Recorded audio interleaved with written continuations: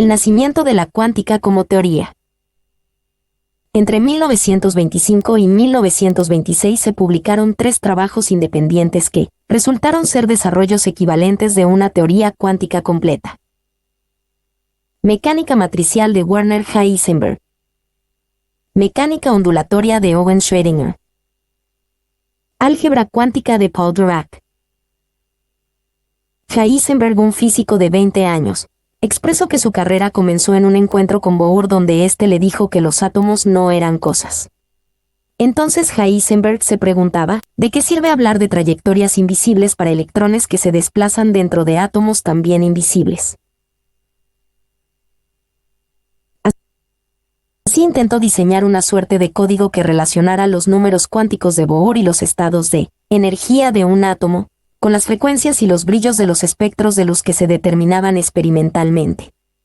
Al igual que Planck, Heisenberg consideró al átomo como un oscilador, un resorte virtual capaz de producir a través de las oscilaciones todas las frecuencias del espectro. Desechó así la imagen del átomo como un pequeño sistema solar. A partir de un desarrollo de álgebra matricial bastante complejo, Heisenberg desarrolló una teoría cuántica completa, incorporando también su famoso principio de incertidumbre.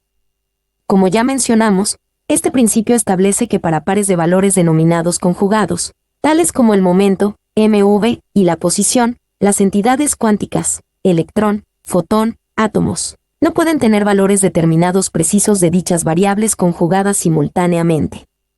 Es decir, cuando puedo detectar con precisión la ubicación de un electrón. En ese instante este electrón no tiene una velocidad determinada. Esto no es un resultado de deficiencias o errores en las mediciones, sino una característica intrínseca, una imposibilidad propia de las denominadas entidades cuánticas. De su desarrollo matricial, Heisenberg determinó un valor numérico para su principio de incertidumbre, diciendo que la incertidumbre de una variable conjugada, por e, la posición, multiplicada por la incertidumbre en la otra variable conjugada, el momento, será siempre mayor que una constante, x, p mayor que h/2. Físicamente esto lo podemos entender como que a medida que reduzco la incertidumbre en la determinación de la posición, se reduce, x, el momento de la entidad cuántica será más incierto, aumenta, p, de manera tal que la desigualdad que expresa el principio de incertidumbre se mantenga. Paralelamente a los desarrollos de Heisenberg, otro físico, Erwin Schrödinger, prefería basar sus investigaciones a partir de las conclusiones de de Broglie, sobre todo porque la teoría de Heisenberg le resultaba extremadamente compleja, carente de figuras y con muchas complicaciones matemáticas. Así, toda su concepción tan poco sencilla fue una ecuación diferencial, cuya solución es una función y no un valor numérico, denominada ecuación de Schrödinger. La solución de esta ecuación resulta ser una onda que describe, mágicamente, los aspectos cuánticos del sistema. La interpretación física de esta onda fue uno de los grandes problemas filosóficos de la mecánica cuántica. 2/x2 más 8, 2m/h2, ev, punto, igual a 0. Donde es la solución de la ecuación de Schrödinger.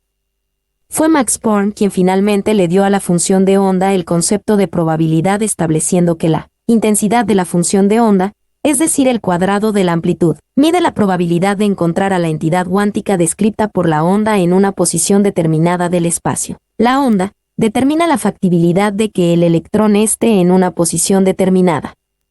A diferencia del campo electromagnético, no se corresponde con una realidad física.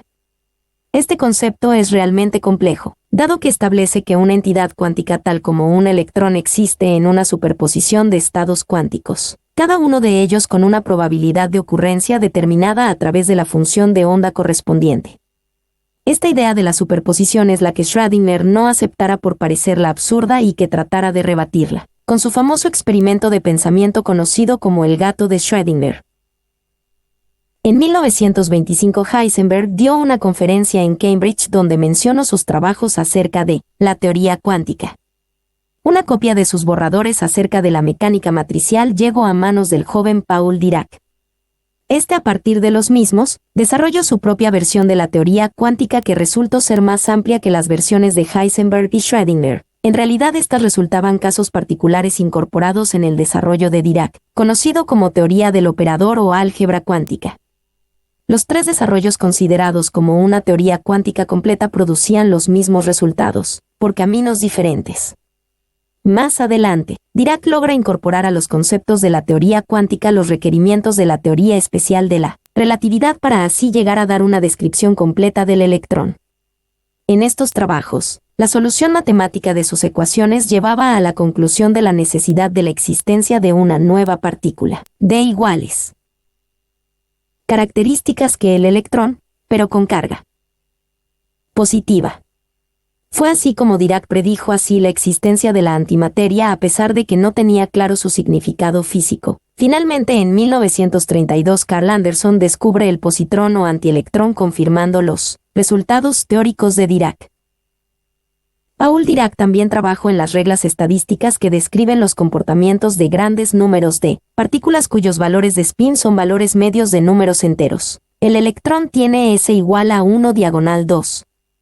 Investigaciones similares fueron llevadas a cabo en forma independiente por el físico Enrico Fermi. De allí que estas reglas estadísticas que explican el comportamiento de cierto tipo de partículas se denomina estadísticas de Fermi-Dirac, y a las partículas se las denomina genéricamente fermions, concepto que se desarrollará más adelante.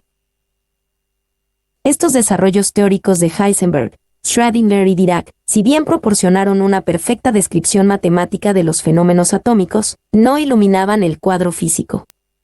¿Cuál era el significado de las ondas y las matrices? ¿Cómo están estas relacionadas con nuestras nociones de sentido común acerca de la materia y el mundo en el cual vivimos? Heisenberg nos proporciona ciertas respuestas. En un trabajo publicado en 1927, comienza su argumentación haciendo referencia a la teoría de la relatividad de Einstein, la cual cuando fue publicada, era considerada como contradictoria para el sentido común por muchos físicos. Luego, en un diálogo imaginario con Kant, Heisenberg continúa diciendo, ¿qué es el sentido común? Sentido común para Kant es la manera en que las cosas tienen que ser. Pero entonces, ¿qué significa esta manera de ser de las cosas? Sencillamente, como siempre fueron. Einstein fue probablemente el primero en darse cuenta de la importancia de saber que las nociones básicas y las leyes de la naturaleza, a pesar de estar bien establecidas, eran válidas solo dentro de los límites de la observación, y que no necesariamente seguirían siendo válidas fuera de estos límites. Para las personas de la antigüedad, la Tierra era plana, pero no para Magallanes o para los astronautas. Las nociones físicas básicas de espacio, tiempo y movimiento estaban bien establecidas y sujetas al sentido común hasta que la ciencia avanzó más allá de los confines en los que trabajaron los científicos del pasado. Entonces surgió una contradicción drástica que forzó a Einstein a abandonar las ideas del viejo sentido común respecto al tiempo, la medida de las distancias y la mecánica, y dirigirse hacia la creación de la teoría de la relatividad fuera del sentido común. Resultó entonces que para muy altas velocidades, distancias muy grandes y largos periodos de tiempo, las cosas no eran lo que deberían ser, porque siempre habían sido así. Heisenberg dice que la misma situación es la que existe en el campo de la teoría cuántica. Él procedió a averiguar qué era lo que fallaba con la mecánica clásica de las partículas materiales cuando la introducimos en el campo de los fenómenos atómicos. Así como Einstein comenzó el análisis crítico del fracaso de la física clásica en el campo relativista, Heisenberg hizo lo propio con la mecánica clásica atacando la noción básica de la trayectoria de un cuerpo en movimiento. Durante tiempos inmemoriales, la trayectoria había sido definida como el camino a lo largo del cual un cuerpo se mueve a través del espacio. En el caso límite, el cuerpo era un punto matemático sin dimensión de acuerdo a la definición euclidiana, mientras que el camino o trayectoria era una línea matemática, también sin dimensión. Nadie dudaba que esta era la mejor descripción de movimiento y que mediante la reducción de los errores experimentales de medición de las coordenadas y la velocidad de la partícula que se mueve, podríamos llegar a una descripción exacta del movimiento. Heisenberg dijo que esto solo es cierto en un mundo donde gobiernan las leyes de la física clásica, pero no en un mundo cuántico. Es por esta razón que en el mundo cuántico es necesario desarrollar otro método para describir el movimiento de las partículas diferente a la trayectoria que utilizamos en la física clásica. Aquí es donde la función de onda viene en nuestra ayuda. Esta función de onda no representa una realidad física y no es más material que las trayectorias lineales de la mecánica clásica. La función de onda puede ser descrita como una línea matemática ampliada. Ella guía el movimiento de las partículas en mecánica cuántica, en el mismo sentido que las trayectorias lineales guían el movimiento de las partículas en la mecánica clásica. Así como no consideramos que las órbitas de los planetas son como rieles que obligan a los mismos a seguir trayectorias elípticas, no debemos considerar a las funciones de ondas como un campo de fuerza que influencia el movimiento de los electrones. La función de onda de de Broglie-Schrödinger, o mejor dicho, el cuadrado de su valor absoluto, 2, solo determina la probabilidad de que la partícula sea encontrada en uno u otro lugar del espacio y que se moverá con una u otra velocidad.